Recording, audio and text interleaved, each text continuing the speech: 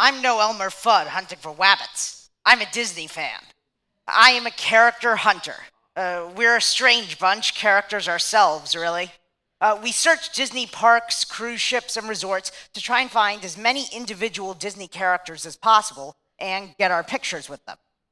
This includes the more obscure Disney characters who, due to their lesser known status, are the hardest to find. Character hunting is just like collecting coins, baseball cards, or refrigerator magnets, all of which you can buy Disney versions of course. Character hunters, though, collect real-life moments and interactions, memorialized by photos as proof. For me, there are three qualities that I'm on the hunt for when I'm character hunting: rarity, novelty, and adventure. Rarity adds value. We all know this as a basic economic principle. A few weeks ago, I met Little John from Robin Hood for the second time at the Magic Kingdom. He was appearing as a part of Mickey and Minnie's surprise celebration. They just turned 90. The park was having pairs of unusual Disney characters meeting at the flagpole on Main Street, USA. On the day I went, it was Robin Hood and Little John. Now, Robin Hood, while definitely a pretty unusual character, has made semi-regular appearances at Disney's Hollywood Studios and Tokyo Disneyland for many years, and special event appearances at Disneyland Paris, Disneyland, and Walt Disney World. However, Little John is far rarer, and until recently had taken a hiatus from appearances altogether.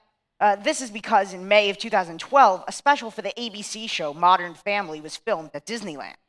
What I'm about to reveal is called a magic spoiler, so if anyone doesn't want the magic spoiled, you can cover your ears. It turns out one of the show's characters got into the Little John costume and started talking to other characters from the show. Why is this a magic spoiler? Well, it destroys the illusion on which all of Disney is based. The idea that the parks and magic and characters are real, and nothing can break that. A big reason that Little John was chosen is because Disney felt most people wouldn't know who he was and therefore wouldn't care. But character hunters care. This is the kind of stuff that makes us tick. Anyway, because of the magic spoiler, Little John's already very limited park appearances were completely stopped until the 2015 Walt Disney World Marathon weekend, when he made an appearance on the race course with Robin Hood and Friar Tuck. They had permitted a few appearances for private events in the years in between, but this was his public return to the parks. After that, he would not make another appearance until January of 2017 at some Disney Vacation Club Moonlight Magic events at the Magic Kingdom. Which is why catching a picture with Little John at Mickey's 90th birthday celebration was quite a get. With so few appearances as of late, he is definitely a good example of a rare character. It's like finding a 1933 Lou Gehrig baseball card or a 1933 St. Gaudens double eagle coin. They're valuable because they're truly rare. Now, let's move on to novelty. Novelties are like the 32nd flavor of Baskin-Robbins, or the 58th variety when Heinz ketchup only brags at 57, or that really ugly Christmas sweater. For a character hunter, novelty is meeting the same character in a different outfit or accessory. Let's go back to Mickey's 90th birthday celebration, where they offer the Move It, Shake It, Mouse Get Dance at Street Party. Imagine Carnival, but with Mickey and friends. Because it's a special occasion, some of the characters wore special 90th birthday outfits, and others wore just commemorative top hats and necklaces over their regular outfits. I saw Panchito Pistoles of the Three Caballeros, along with the other two caballeros, Jose Carioca and Donald Duck, in the street party. As you all know, all Disney characters have unique style. They wear their own types of clothes. There are certain things that characters wear that just would not be right for humans to wear. For instance, Donald, Chip, and Dale never wear pants. That's just how it is. And now, for Panchito, his outfit at the party was something that had never been done before. Panchito only ever wears a sombrero, as far as headwear goes.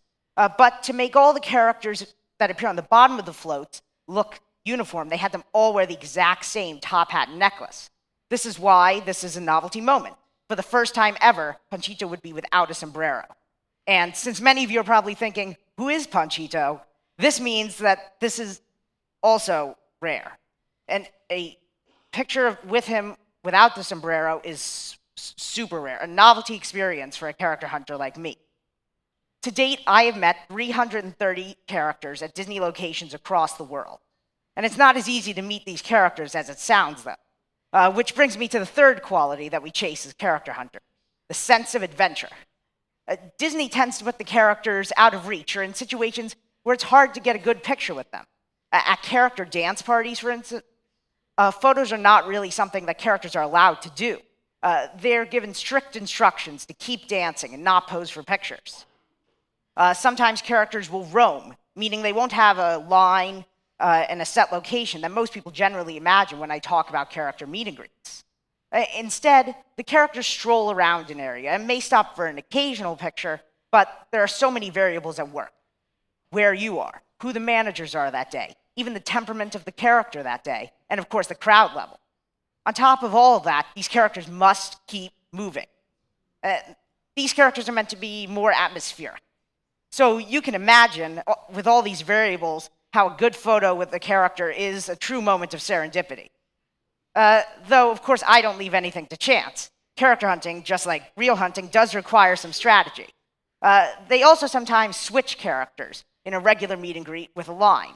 So characters are almost always out for 30 minutes. And sometimes they will make one line, and then Mickey will come out. And then 30 minutes later, Mickey will leave, and Minnie will replace him and just continue meeting with the same line. You have to find a way to time the line so that you meet who you want to meet, often without really knowing who will be coming out and when. All of this to say, you have to have a lot of dedication, patience, and determination to be a successful character hunter. I even ran a half marathon just to meet special characters. So how did this all begin? How did pursuit turn into passion? How did hobby turn into launching my own website, 360degreesofdisney.com? On my inaugural Disney cruise, I ended up spending most of my time meeting as many characters as possible in as many outfits as possible. This is really all I did for an entire week because I was, stuck on a boat. As the week went on, though, what started on accident evolved into a goal for the rest of the cruise. From that cruise in August of 2012 until my first trip to Disneyland Paris in February of 2013, I acted as a loner in this character hunting community. Over time, though, I realized I wasn't alone. I became part of a virtual community of character hunters. There is no character hunter Facebook group or magazine that everybody signs up for. Who you meet is on the chase when you're out there on the hunt. And what you realize is that there are others who are like you and who share the same passion.